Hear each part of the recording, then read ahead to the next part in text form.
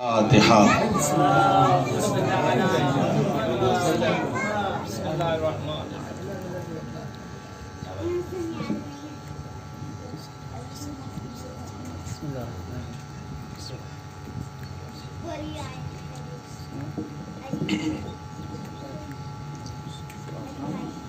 لا حول ولا قوة إلا بالله العلي العظيم. اعوذ باللہ من الشیطان الرجیم. بسم اللہ الرحمن الرحیم. الحمد للہ الذی لا یبلغ مدحته القائلون ولا یحصی نعماءه العادون ولا يؤدي حقه المجتهدون الذي لا يدركه بعد الهمم ولا يناله غوص الفتن الذي ليس لصفته حد محدود ولا نعت موجود ولا أجل ممدود. الصلاة والسلام على أشرف الأنبياء والمرسلين سیدنا و نبینا مولانا ابی القاسم محمد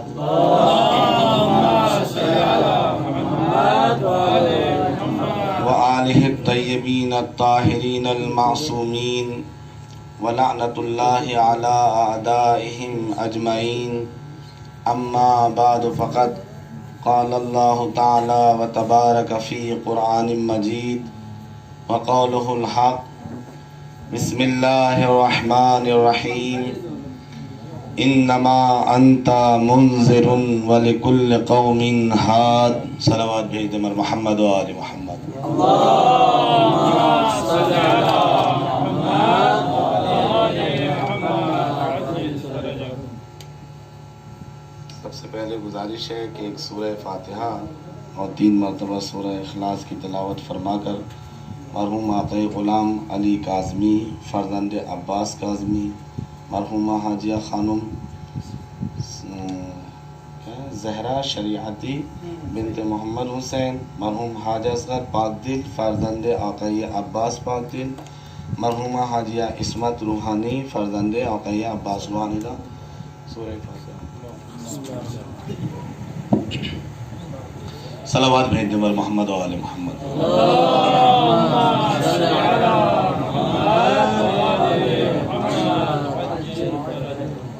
عزیزان گرامی قدر، جیسا کہ سب آپ ماشاءاللہ افاضل حضرات ہیں اور بہت پڑھا لکھا مجمع، ظاہراً ایسا ہوتا ہے کہ طالب علموں کے درمیان کہتے ہیں کہ جو بال کی کھال نکال دیتے ہوں، لیکن یہ طالب علموں کا نہیں بلکہ عالموں کا مجمع ہے. تو یہاں پر تو بہت ہی سوچ سمجھ کے گفتگو کرنا پڑے گی، اور وہ بھی ایک اصلاح کی غرض سے. تو پروردگار عالم قرآن مجید میں ارشاد فرما رہا ہے انما انت منذر ولکل قوم ہاد، کہ آپ منذر ہیں اور ہر قوم کے لیے ایک ہادی و رہنما ہے.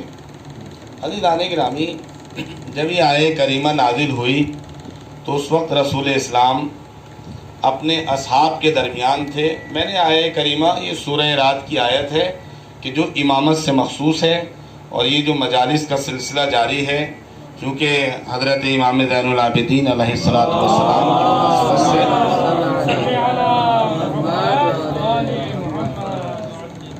تو کہنے کا مقصد یہ ہے کہ جب آپ اصحاب کے درمیان میں تھے، اس وقت یہ آیہ کریمہ نازل ہوئی تو آپ نے ایک ہاتھ سے اپنی طرف اشارہ کیا اور دوسرے ہاتھ سے اصحاب کے درمیان غالب علی کل غالب علی ابن ابی طالب کی طرف اشارہ کیا اور فرمایا کہ اے میرے صحابہ، دیکھو میری قوم کے میں منذر ہوں. پہلے معصوم فرماتے ہیں رسول اسلام کہ میں منذر ہوں، میں ڈرانے والا ہوں.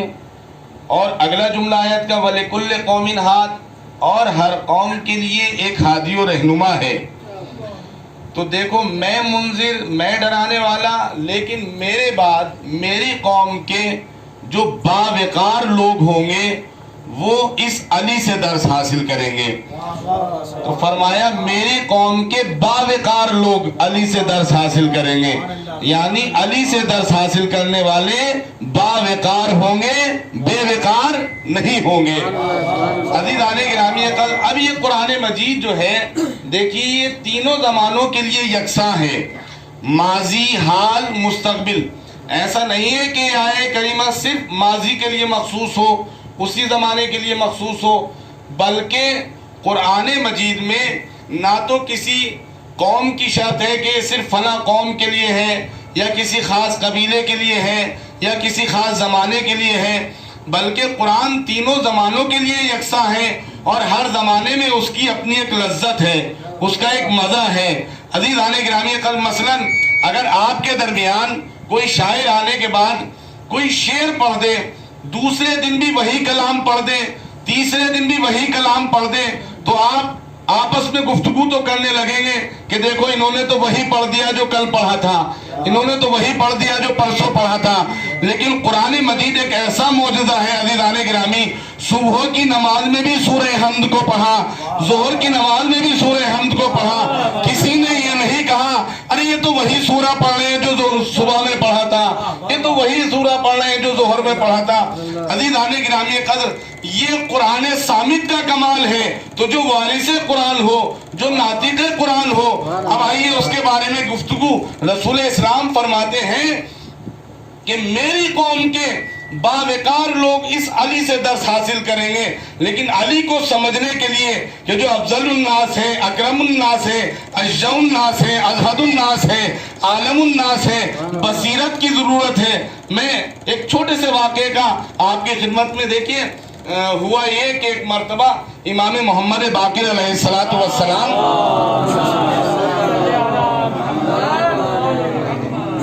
مسجد میں تشریف فرماتے، ایک شخص آیا اور آنے کے بعد جو ہے کہنے لگا، وہ شخص دہریہ ہے، دہریہ آیا، ایک زندیق آیا اور آنے کے بعد کہنے لگا کہ یا امام آپ کہتے ہیں کہ خدا ہے، اور اگر خدا ہے تو دکھائی کیوں نہیں دے رہا؟ تو ایک مرتبہ امام نے کہ جو آپ کے ساتھ جناب جابر تھے، جناب جابر سے کہا کہ اے جابر جاؤ اس کے سوال کا جواب دے دو۔ عزیزان گرامی قدر، جناب جابر نے اس کے ہاتھ کو پکڑا، مسجد میں چند افراد سے معلوم کیا کہ بھائی آپ یہ بتائیے کہ آپ نے امام کو دیکھا ہے؟ کسی نے کہا ہاں ہم نے امام کو 2 گھنٹے پہلے دیکھا۔ دوسرے شخص کے پاس گئے، کہا کیا آپ نے امام کو دیکھا؟ کہا ہاں ہم نے امام کو 1 دن پہلے دیکھا۔ پھر اور آگے بڑھے، کہا آپ نے امام کو دیکھا؟ کہا ہاں ہم نے امام کو 3 دن پہلے دیکھا۔ عزیزان گرامی قدر، زندیق کو لیے ہوئے جابر آگے بڑھتے چلے جا رہے ہیں۔ مسجد میں آنے والا مجمع، کوئی کہہ رہا ہے کہ ہم نے کل امام کو دیکھا، کوئی کہتا ہے ہم نے پرسوں امام کو دیکھا، جبکہ امام مسجد میں تشریف فرما ہے۔ کیا دیکھا کہ ایک نابینا ہے کہ جو مسجد کی طرف مسجد میں آ رہا ہے، جیسے ہی وہ نابینا مسجد میں داخل ہوا، ایک مرتبہ جابر زندیق کا ہاتھ پکڑ اس کے قریب گئے اور جا کر کہا کہ بھائی کیا آپ نے امام کو دیکھا ہے؟ ایک مرتبہ اس نابینا نے جابر کی طرف کو نہ جانے کس انداز میں دیکھا اور غضبناک ہو کر کہا کہ اے جابر کیا تم میرے نابینا ہونے کا مذاق اڑا رہے ہو؟ ارے تمہیں دکھائی نہیں دے رہا سامنے امام کھڑے ہوئے ہیں؟ عزیزان گرامی، کیا تم میرے نابینا ہونے کا مذاق اڑا رہے ہو؟ تمہیں دکھائی نہیں دے رہا کہ سامنے امام کھڑے ہوئے ہیں؟ پتہ یہ چلا کہ امام کو دیکھنے کے لیے، امام کو سمجھنے کے لیے ظاہری آنکھوں کی ضرورت نہیں ہے، بلکہ دل کی آنکھوں کی ضرورت ہے۔ صلوات بر محمد وآل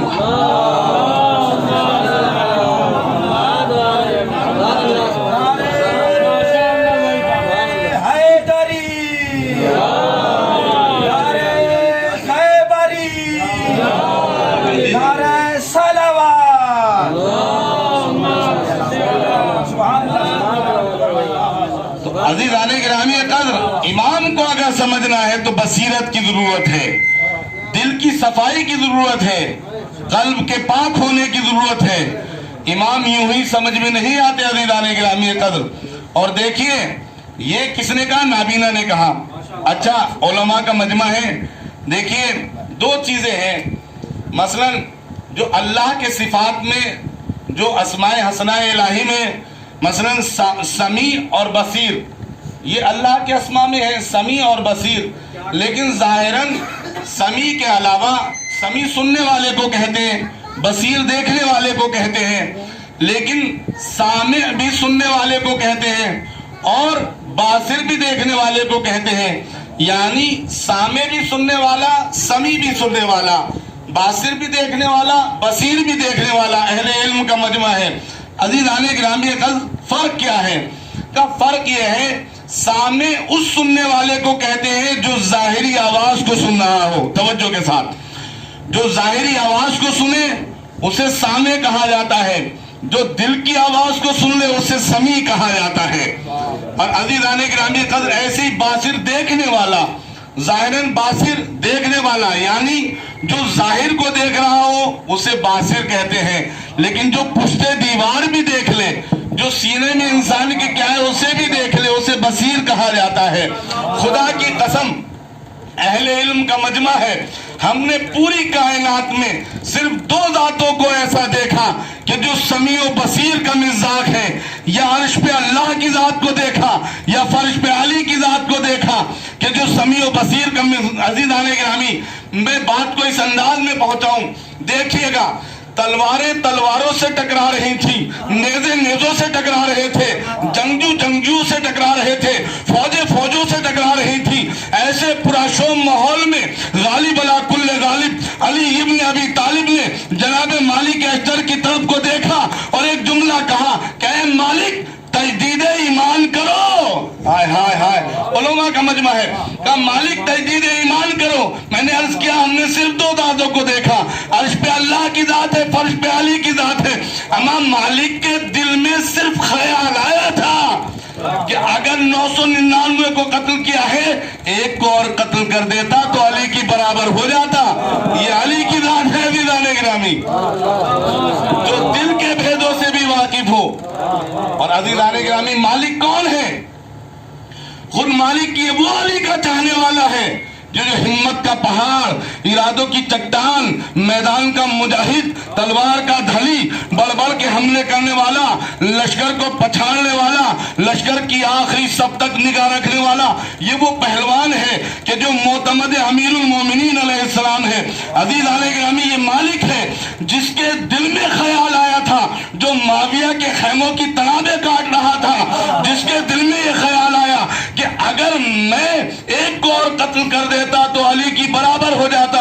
کہا مالک تجدید ایمان کرو۔ دل میں خیال جس کے آیا وہ چاہنے والا ہے، جو علی کو چاہتا بھی نہیں اور علی کی جگہ پر آ کر بیٹھ جائے۔ صلوات بر محمد۔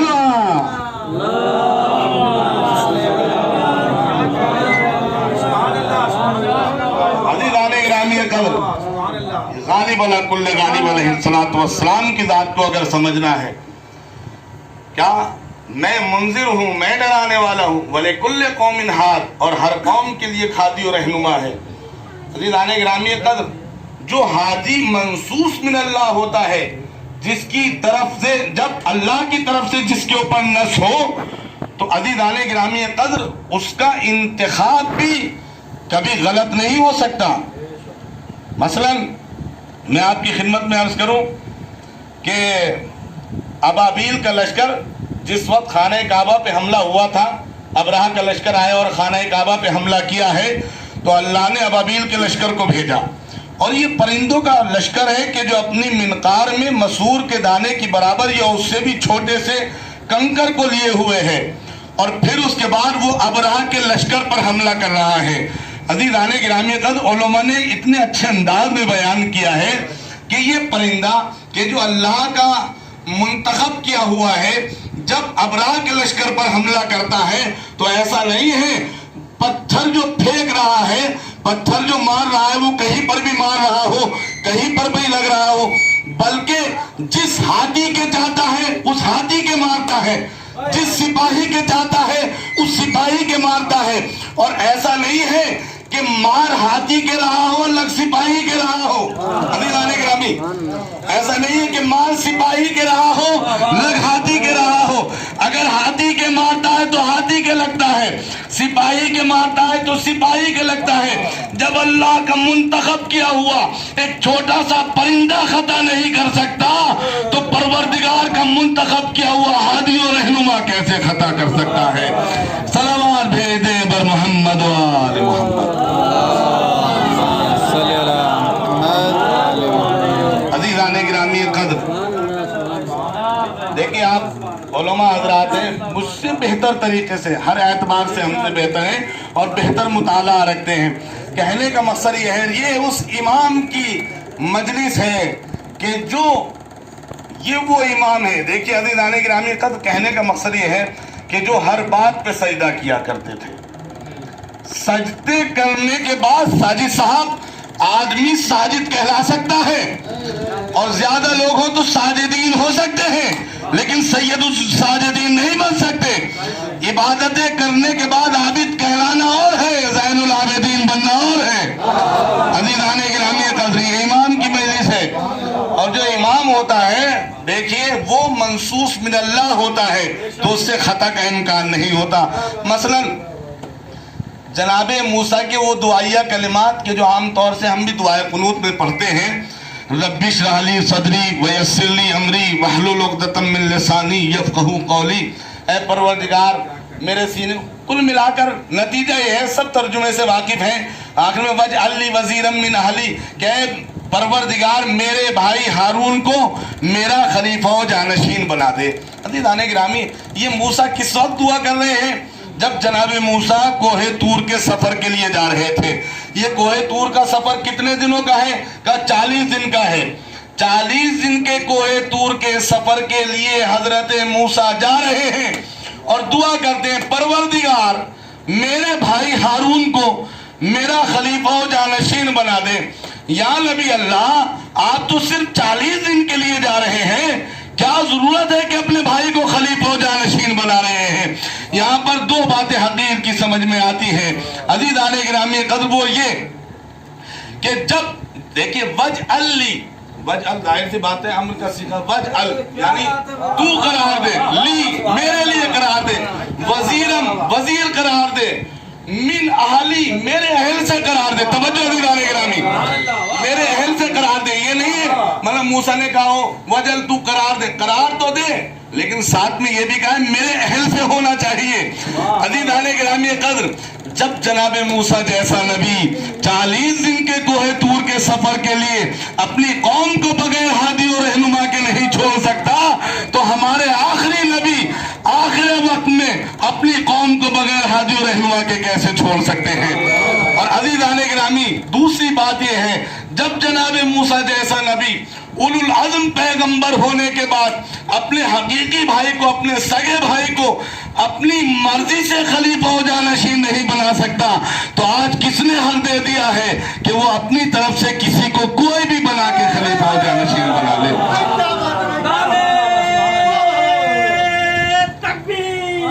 اللہ اکبر، یا رسول اللہ۔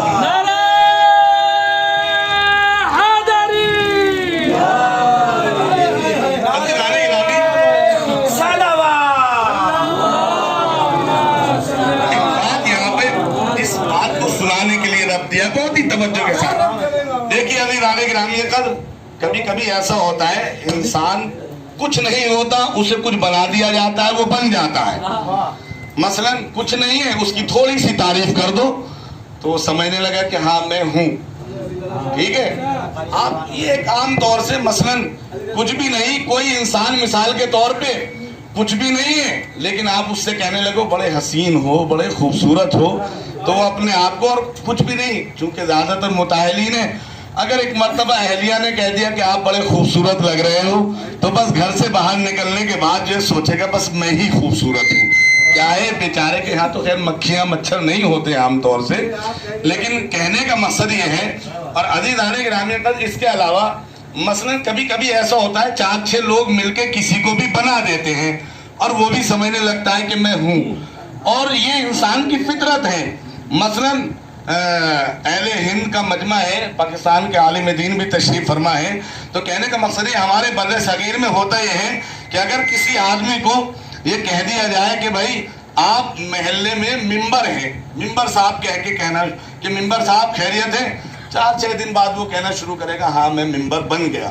ایسی چیئرمین صاحب کیا حال ہے، کیا ہے بیچارہ کبھی الیکشن میں نہ کھڑا ہوا ہو لیکن ہاں میں چیئرمین بن گیا۔ انسان کی فطرت یہ ہے، مثلا اس سے اگر کہا جائے کہ بھائی آپ یہ ہے، کوئی بڑا عہدہ دے دیا جائے، میں ڈاکٹر صاحب کیا حال ہے، تو ڈاکٹر نہیں ہے لیکن پھر بھی کہا میں بن گیا۔ تو عزیزان گرامی کا فطرت انسانی یہ ہے، وہ نہ ہو لیکن جب اسے کسی اچھے لفظ سے کسی اچھے عہدے سے نوازا جائے تو پھر بھی وہ سمجھ رہا ہے کہ ہاں بھائی میں کچھ بن گیا۔ لیکن خدا کی قسم ہم نے پوری تاریخ کائنات میں صرف ایک شخص کو دیکھا کہ جسے لوگ اللہ کہہ رہے تھے اور وہ انکار کر رہا تھا، جسے لوگ اللہ کہہ رہے تھے اور وہ انکار کر رہا تھا۔ صلوات بھیجنے پر محمد و آل محمد۔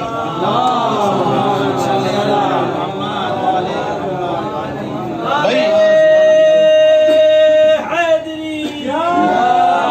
ایک جیتی جاگتی صلوات پڑھ دیں تاکہ لگے کہ ہاں یہ ولایتیوں کا مجمع ہے۔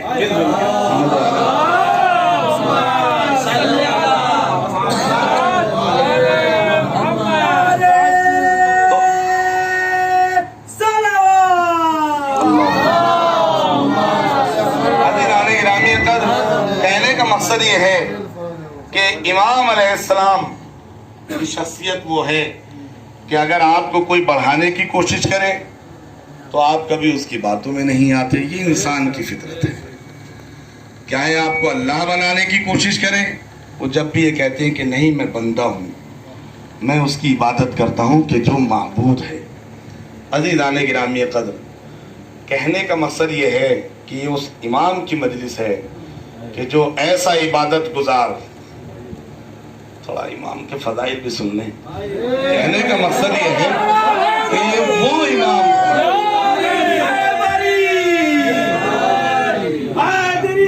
بھائی ناروں کے لیے معذرت یا بڑی معذرت، بس 2-4 منٹ آپ کے درمیان دے گا۔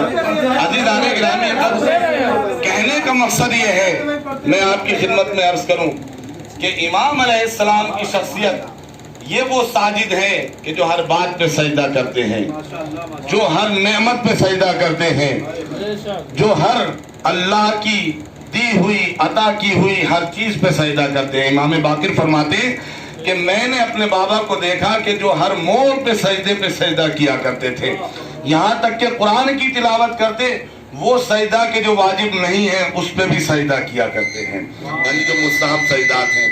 یہ امام زین العابدین علیہ السلام کی سیرت ہے۔ اور نماز کا یہ عالم ہے کہ اگر شیطان آنے کے بعد پیر کے انگوٹھے کو چبا لے تو وہ بھی انت زین العابدین انت زین العابدین کہتا ہوا نظر آتا ہے۔ عزیزان گرامی، عام انسان کے اگر مچھر کاٹ لے تو وہ اپنے ہاتھ پیروں کو چلانا شروع کر دیتا ہے، لیکن یہ امام ہے کہ اگر پیر کے انگوٹھے کو سانپ بھی چبائے تو آپ پر اثر نہیں ہوتا، گھر میں آگ لگ جائے جب بھی آپ پر اثر نہیں ہوتا۔ اہل خانہ آؤ بکا کر رہے ہیں کہ دیکھو گھر میں آگ لگ گئی، لیکن امام فرماتے ہیں نماز کے بعد کہ میں اس پروردگار سے گفتگو کر رہا تھا۔ کہا آپ کو کس چیز کا خوف تھا؟ کہا مجھے آخرت کی آگ کا خوف تھا۔ عزیزان گرامی، یہ امام ساجد علیہ السلام ہے جن کی سیرت ہمارے لیے اسوہ حسنہ ہے۔ عزیزان گرامی، اگر بچہ کنویں میں گر جائے تو امام پر کوئی فرق نہیں پڑتا، لوگ چلا رہے ہیں یا امام آپ کا بچہ گر گیا، کہا نماز پڑھ لی، آئے پانی خود اوپر ہو گیا، بچے کو اپنے ہاتھوں سے اٹھا لیا۔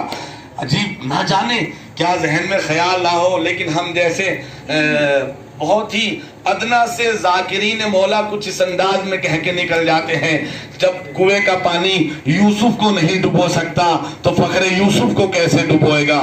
عزیزان گرامی قدر، یہ امام سجاد علیہ السلام ہے جن کے بارے میں ملتا ہے کہ جن کی والدہ کو جس وقت آپ ایک بادشاہ کی بیٹی تھی، لیکن جس وقت امام کی خدمت میں آئی ہیں، یہ 2 بہنیں تھیں، تو امام علی علیہ السلام نے مختصر علماء کا مجمع ہے، امام نے ایک کی شادی جناب امام حسین علیہ السلام سے اور دوسری کی شادی جناب محمد بن ابی بکر سے۔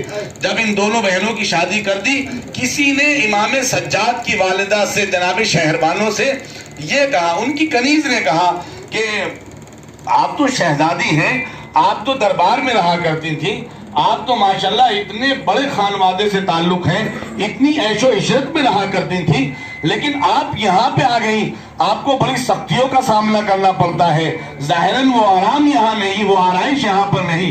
تو ایک مرتبہ جناب شہربانوں نے کہا کہ خاموش، تیری ہمت بھی کیسے ہوئی کہ تو ایسی باتیں کرنے لگی؟ تجھے پتا نہیں میں نار میں تھی نور میں آ گئی، آگ میں تھی جنت میں آ گئی۔ عزیزان گرامی قدر، یہ ماں کی فکر تھی، جس کی ماں کی فکر ایسی ہو، باپ حسین جیسا باپ ہو تو اس کے بچے ساجدین ہوا کرتے ہیں، اس کے بچے زین العابدین ہوا کرتے ہیں۔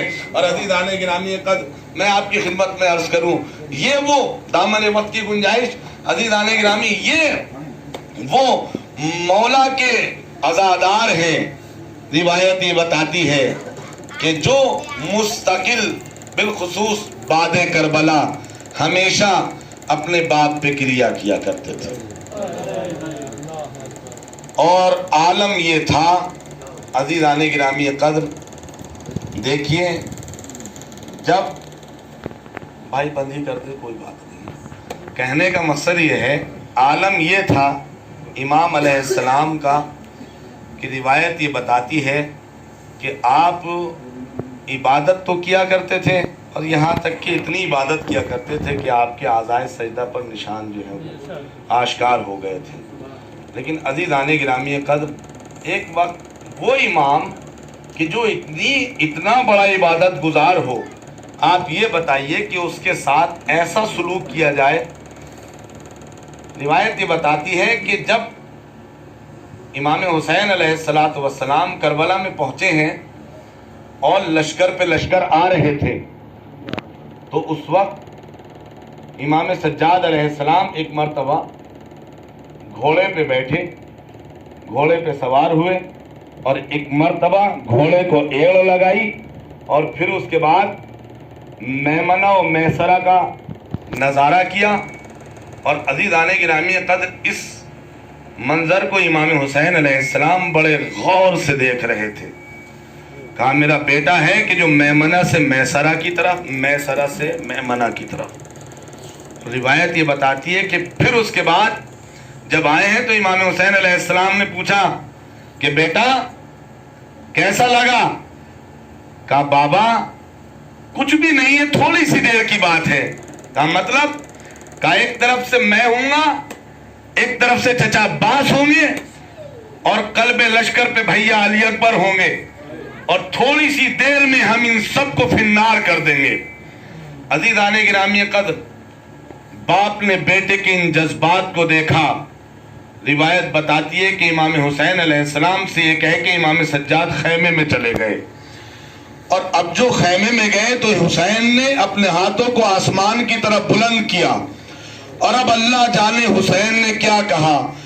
جس جذبات کے ساتھ امام سجاد یہ گفتگو کر رہے تھے، اب امام سجاد اپنے پیروں پہ خیمے سے واپس نہیں آتے عزیزان گرامی، بلکہ روایت یہ بتاتی ہے کہ خیموں میں آگ لگ گئی تھی، اور جلے ہوئے خیموں سے حضرت زینب اپنے پشت پر لاد کر سجاد کو لے کر آ رہی ہے۔ عزیزان گرامی، بس میں آپ سے اتنا ضرور عرض کروں گا، یہ وہ امام ہے کہ جو کربلا کا سب سے بڑا سوگوار ہے۔ عزیزان گرامی، بس اس کی مصیبت پہ کوئی گریہ کرے نہ کرے، لیکن میں نے اتنا ضرور روایت میں پڑھا ہے، یہ وہ بیمار ہے کہ جس کے پیر کے چھالے اس پر پھوٹ پھوٹ کر گریہ کر رہے تھے، جس کے ہاتھوں کی ہتھکڑیاں، پیروں کی بیڑیوں کی جھنکار اس پر گریہ کر رہی تھی۔ عزیزان گرامی، جس کے پاؤں کے چھالے پھوٹ پھوٹ کر اس پر رو رہے تھے۔ اللہ اکبر، یہ وہ عزادار ہے کہ جو مستقل بعد کربلا اپنے بابا پہ گریہ کرتے رہے۔ کسی نے کہا میرے مولا آپ یہ بتائیے کب تک گریہ کریں گے؟ شہادت تو آپ کے گھر کی میراث ہے۔ ارے جیسی سنا ایک مرتبہ تڑپ کے کہا، ارے شہادت اگر میرے گھر کی میراث ہے، ارے پھپھیوں کے سروں سے چادروں کا چھننا، ارے بہنوں کے منہ پہ تماچوں کا لگنا، ارے یہ تو میرے گھر کی میراث نہیں۔ اور اب عزیزان گرامی، بیمار امام ہے، جب اس کا سوگ منایا جاتا ہے نا تو ایک روایت یہ بتاتی ہے کہ بی بی فاطمہ اپنی بیٹی جناب زینب کے ساتھ آتی ہے، ایک روایت یہ بتاتی ہے کہ زینب اپنی بیٹی اپنی بھتیجی سکینہ کے ساتھ آتی ہے، اور سکینہ پوچھتی ہے پھپھی اماں ارے یہ جو جمع ہو کر گریا کر رہے یہ کون ہے؟ کہا بیٹی تیرے بابا کے چاہنے والے۔ بس میرے عزیزوں میں آپ کی خدمت میں عرض کروں، ایک موقع ایسا آتا ہے کہ امام سجاد علیہ السلام ہے، آپ سنیں گے دیکھیے کچھ مصائب ایسے ہوتے ہیں، آپ تو علماء ہیں، آیت اللہ بہجت فرماتے ہیں، آیت اللہ بہجت اور یہ آیت اللہ وحید خراسانی جب ایام فاطمیہ میں جلوس میں ننگے پیر پا برہنہ باہر آتے تھے بے پناہ گریہ کیا کرتے تھے۔ کسی نے پوچھا کہ آپ کے اتنے گریہ کا سبب کیا ہے؟ کہا جس کو جتنی بصیرت ہوتی ہے، جتنی معرفت ہوتی ہے، اتنا گریہ کیا کرتا ہے۔ ارے آپ تو علماء ہیں، آپ اگر حسین پہ گریہ نہ کریں گے، آپ اس عابد بیمار پہ گریہ نہ کریں گے تو کون گریہ کرے گا؟ ارے وہ عابد بیمار کہ جو جب کسی قصاب کی دکان سے گزرتے تھے تو پوچھتے تھے بھائی کیا تم نے اس کو کھانا، کیا تم نے ذبح کرنے سے پہلے جانور کو پانی پلا لیا تھا؟ تو قصاب کہتا مولا ارے وہ کون سی چیز ہے جسے ذبح کرنے سے پہلے پانی نہ پلایا جائے؟ ارے بیمار امام کربلا کا رخ کرتے اور ایک چیخ مار کے کہتے ہائے میرا بابا، ارے جسے کربلا کے میدان میں 3 دن کا بھوکا پیاسا شمر نے کن خنجر سے شہید کر دیا۔ عزیزان گرامی روایت بتاتی ہے بیمار امام ہے اور اپنی پھوپھی کے ساتھ ساتھ چلتے چلے جاتے ہیں، لیکن عزیزان گرامی یہ بیمار امام وہ امام ہے جس نے کربلا میں سارے منظر کو دیکھا، جلتے ہوئے خیموں کو دیکھا، بیواؤں کا قافلہ سالاری بیمار ہے۔ روایت بتاتی ہے کہ سالاری کر رہے ہیں اپنی زینب جیسی پھوپھی کے سہارے سے۔ ایک مرتبہ کوفے کا بازار آیا، آپ بتائیے کلیجے پر ہاتھ رکھ کے بتائیے گا، ارے جو کوفے کی شہزادی ہو اس کو پسے پشت گردن، جس کے ہاتھوں کو پسے گردن باندھ دیا گیا ہو، جس کے چہرے سے نقاب کو اتار لیا گیا ہو، جب اس کو وہاں پر لایا گیا ہوگا تو بیمار کے دل پہ کیا گزری ہوگی؟ ارے جن کے سروں کو کبھی سورج نے نہ دیکھا تھا، ارے کوفے کے بازار میں کس انداز میں ظالموں نے ان کا تماشا بنایا۔ روایت بتاتی ہے ایک مرتبہ امام سجاد فرماتے ہیں دمشق کے اندر مجھے ایسے رسوا کیا گیا جیسے اس غلام کو جس کا کوئی ناصر و مددگار نہ ہو۔ اللہ اکبر۔ اور روایت بتاتی ہے ایک مرتبہ روایت بتاتی ہے کہ امام سجاد علیہ السلام ہے جس وقت سیریا میں شام میں پہنچتے ہیں تو ایک مرتبہ قافلے کو روک دیا گیا۔ اب جو قافلہ روکا ہے روایت بتاتی ہے کس لیے قافلے 72 گھنٹے قافلے کو روکا گیا؟ پوچھا کس لیے روکا جا رہا ہے؟ کائنہ بندی ہو رہی ہے، دربار سجایا جا رہا ہے۔ عزیزان گرامی ایک مرتبہ جیسے ہی علی کی بیٹی زینب نے سنا ارے زینب کے بال سفید ہو گئے، کمر خمیدہ ہو گئی، کیا اب ہمیں دربار میں لے کر جایا جائے گا؟ ارے کیا اب ہمیں بازار میں لے کر جایا جائے گا؟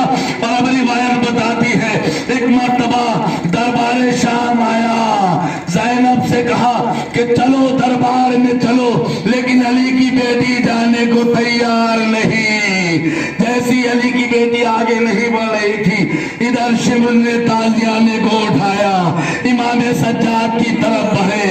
ایک مرتبہ سجاد نے زینب کو دیکھا، زینب نے سجاد کو دیکھا، پھوپھی اماں اب تازیہ نہ کھانے کی اب طاقت نہ رہی۔ ادھر سر حسین پر نگاہ پڑی کہ جس کی آنکھوں سے اشک جاری تھے۔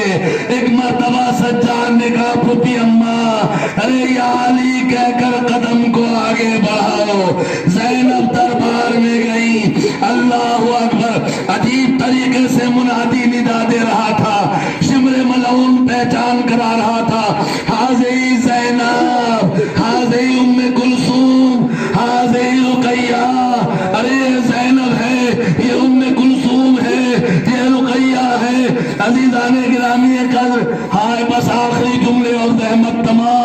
روایت بتاتی ہے بیمار امام سے کسی نے پوچھا مولا آپ کب تک گریا کریں گے؟ کہا تو نے انصاف نہیں کیا، تجھے نہیں معلوم کہ جب یعقوب سے کہ یوسف جدا ہوا تھا، جبکہ یعقوب کو معلوم تھا میرا بیٹا زندہ ہے، لیکن اتنا گریا کیا کہ آنکھوں کی بینائی چلی گئی۔